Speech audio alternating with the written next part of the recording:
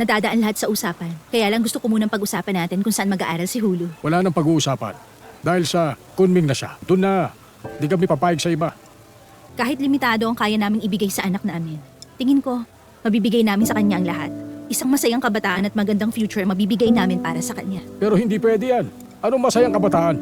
Matalino si Hulu. Asigurado ko, mas magtatagumpay siya. Hindi nyo kaya. Gusto nyo bang masira ang buhay niya? Siyempre, ayaw.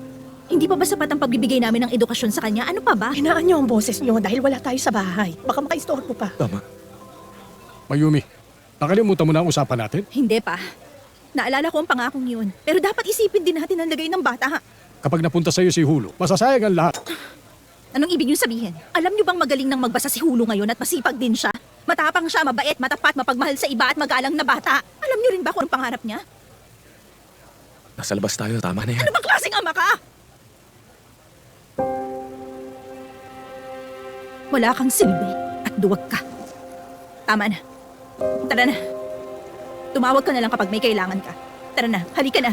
Bilisan mo na. Mayumi,